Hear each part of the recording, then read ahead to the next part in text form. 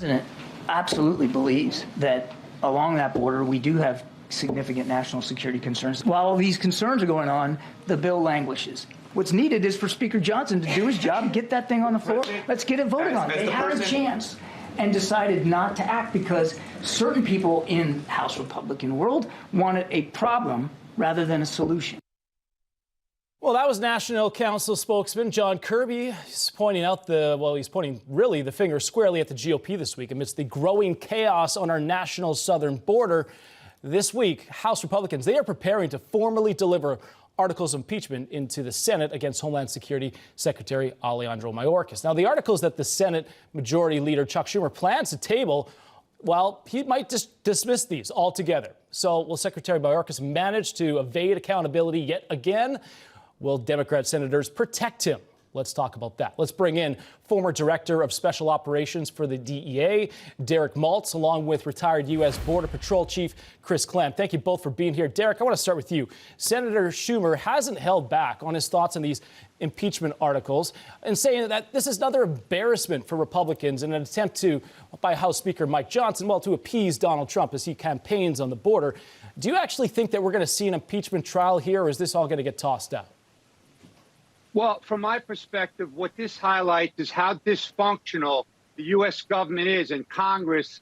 We need to reevaluate how we actually, bring these kind of really important national security issues through the process, because right now it's all politics. We have a sense of urgency. I was at an event last week with Director Wray. He was outlining for the National Fusion Center Conference attendees the massive and escalating threats to our country, especially post-October 7th. And we have these clowns in Congress messing with the United States national security. The citizens in this country are relying on decision-making. These people are incompetent. They're not capable. It's all about the money. It's all about the corruption. Instead, the citizens and our families are relying on these clowns. And in reality, look behind me. That's the end result. These are the dead kids all over America. The families are waking up 300 a day are dying from drugs, and we can't get a process. I mean, remember, the House just got this impeachment 2 months ago. Are you kidding me? As China is entering our country at record levels, the Chinese nationals, post-world, like I said, October 7th, this is a disgrace, and I'm embarrassed for the United States. Yeah, and the fentanyl is the big problem, too, that comes along with all of this open border that we're seeing here. Chief Clem, migrants, they are trampling over National Guard troops in El Paso to illegally cross this southern border. You heard Admiral Kirby there. He said that Republicans, they need to pass this bipartisan immigration bill. But, I mean, as the retired border chief, is this actually going to fix the problem? You've been there. You know what this is about. Is more money going to solve this problem, or do we need to think of a different solution here? Well, first of all, I think it's just ridiculous. No one talks about how House Bill 2 from the House has been sitting there for over 9-10 months. The Senate never even looked at it, decided that it wasn't something they wanted to take up. But then when their bill got out there, that was very pro-migrant facilitation, letting people in, very few things about securing the border, which is exactly what the House bill said.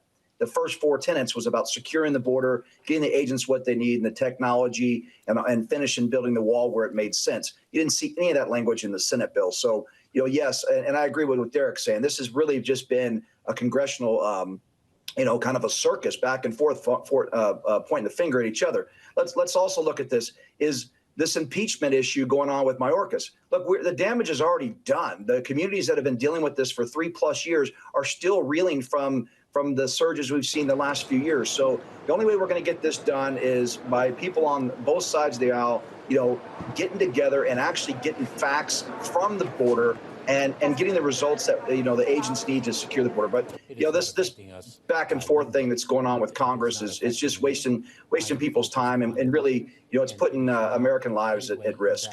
That's a great point. And Derek, this past week, members of the House Homeland Security Committee, they sent a letter to the Secretary requesting that he provide testimony to their committee by April 17th. Now, this is regarding 4 individuals on the terror watch list being arrested after crossing the U.S. southern border illegally.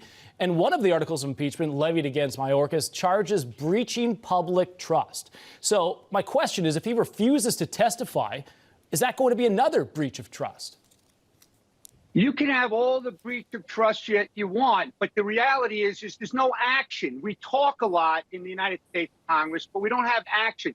Really what they should be doing is uniting, because these issues we're talking about are not red or blue issues. They are red, white, and blue issues.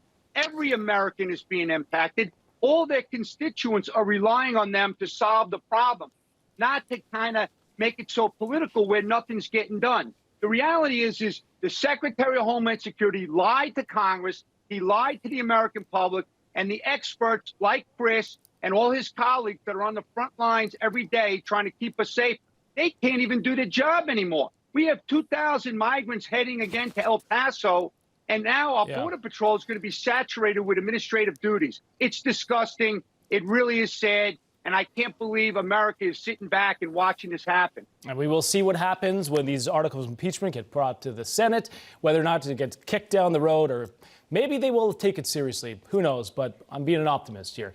Derek Maltz, thank you so much. Chris, Clem, appreciate you coming on. Thank you.